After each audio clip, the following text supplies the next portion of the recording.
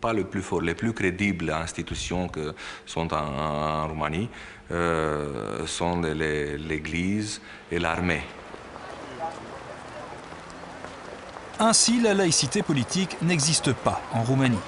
L'Église conserve une forte influence dans le fonctionnement de l'État. Il existe une situation particulière dans les pays orthodoxes où la séparation État-Église n'a pas été réalisée et où, notamment dans les pays qui ont connu l'expérience communiste, la Bulgarie ou la Roumanie par exemple, les frustrations religieuses étaient compensées en quelque sorte par un fort renouveau du religieux, j'allais dire. Il existe une réinvention de la religion publique dans l'après-communisme qui fait qu'il y a des grands rituels. Ça commence par la fondation des partis politiques. Au début de la transition politique en Roumanie, par exemple, on ne pouvait pas fonder un parti politique sans faire appel aux prêtres qui bénissaient l'œuvre fondatrice. C'était une sorte de curieux mariage et curieuse réinvention du politique sous le signe du religieux. L'Église orthodoxe bénéficie d'un très grand crédit auprès de la population roumaine. Depuis la fin de la période communiste, elle est à nouveau très présente dans tous les domaines. Actuellement, les Roumains sont un peu condamnés, entre guillemets, à suivre l'Église. Parce qu'il n'y a pas de débat en Roumanie concernant la séparation entre l'Église et l'État. Et bon, jamais dans l'histoire roumaine, il n'y a pas eu de vrai débat là-dessus. L'Église roumaine, l'Église orthodoxe roumaine, ne s'est pas construite contre l'État comme cela s'est passé dans d'autres pays européens. C'est une Église qui s'est construite avec l'État. Et même pendant l'époque communiste, il n'y a pas eu de... En fait, les communistes utilisaient l'Église souvent quand ils avaient besoin. Tant que la religion continue à être enseignée dès le plus jeune âge dans les écoles, les Roumains verront dans l'Église un appui naturel pour leurs besoins.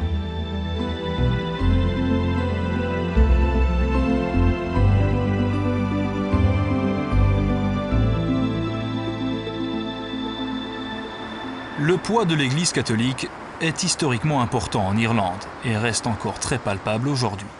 La Constitution de 1937, toujours en vigueur, fait ainsi expressément référence à Dieu et stipule que le blasphème est un délit qui doit être puni.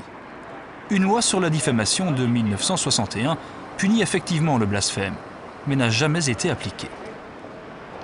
À l'occasion d'une réforme de cette loi, le ministre de la Justice a invoqué la Constitution pour réintroduire un article qui pénalise le blasphème et, à la surprise générale, le Parlement irlandais l'a adopté. C'est la consternation dans les milieux progressistes.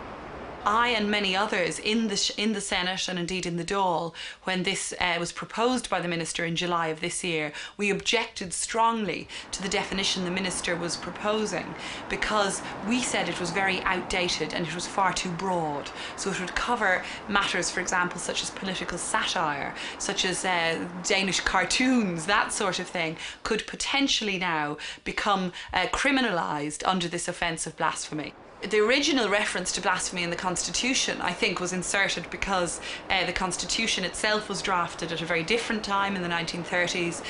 The impetus or the ideology behind it is a very conservative one. A theocratic ideology lies behind the Constitution. There's a clear influence from the Catholic Church. Well, the Catholic Church still retains very strong influence within our civic structures and our political life. Not only does it control the majority of our healthcare and education institutions, but it also has a strong and enduring influence in politics because many of our legislators will be very much guided by Catholic principles still, and you can see that coming out in debates.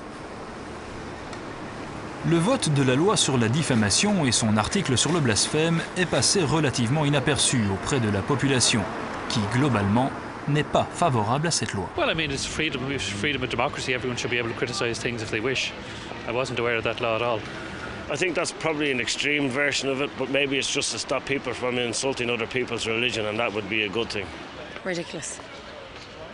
Because everybody's entitled to their view. And although it mightn't be politically correct, that's life, you know. People are going to have views and they're going to be critical. Well, it's just beyond belief that they could come up with a law like that. So you should be able to criticise anybody you want or whatever you want at any time. I think that's pretty ridiculous. You should be able to say what you want to say and about your religion or whatever, so I wouldn't agree with that.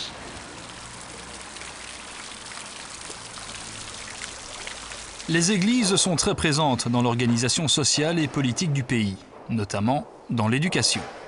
Certaines personnes contestent cette situation et s'organisent pour défendre la sécularisation de l'État, comme l'association humaniste irlandaise ou l'association des athées irlandais, dont Kieran est le responsable à Dublin. Ce soir, il a une réunion dans un pub de la ville. It's a religious country in the sense that the structures of the country are built around religion. For example, if you have children that you're raising to be skeptical of religion or not raising in a religious way, 92% of schools in Ireland, primary schools, are owned and run by the Catholic Church.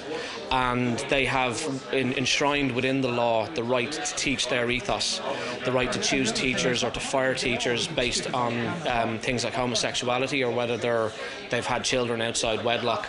So we are still very much immersed in Catholicism over here. And with the new blasphemy bill, it's broadened out to accept the right of respect for a lot of other religions, but no respect for the right not to believe.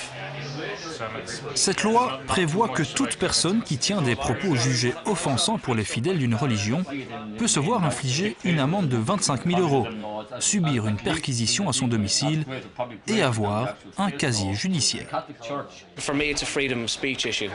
My freedom to criticise the religious behaviours and some absolutely appalling religious behaviours of various religions has been curtailed and has been criminalised.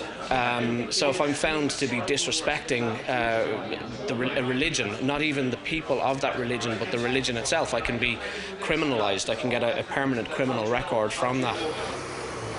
La mise en œuvre de cette loi pourrait rapidement poser des problèmes à tous les non-croyants en Irlande. There's an issue with the potential enforcement of the blasphemy law, particularly with minority religions, say Scientology, who are clearly capable of using everything available to them legally to stop people speaking out against their religion or anything their members do. So there's a huge issue that one of our members or our organisation or other organisations like Atheist Ireland could wind up being charged under this bill to the tune of €25,000 because minority religions would find it very easy to prove that their membership were offended. Cette loi sur le blasphème peut avoir des retombées préoccupantes pour les Irlandais, mais elle engendre aussi, et peut-être surtout, des conséquences beaucoup plus graves au niveau international. Well, it's a very dangerous law in that both domestically and internationally.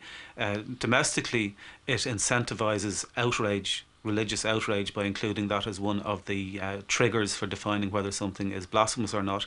And internationally, it means that Islamic states who at UN level are trying to make defamation of religion a crime internationally can now point to Ireland, as indeed Pakistan recently did at a UN gathering, and say, well, look at Ireland, there's an example of best practice for blasphemy law.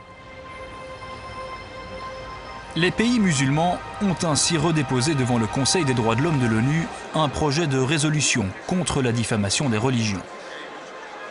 C'est le Pakistan qui a présenté le texte au nom de l'Organisation de la Conférence islamique. Il a eu beau jeu de rappeler qu'un pays de l'Union européenne avait voté une loi pénalisant le blasphème.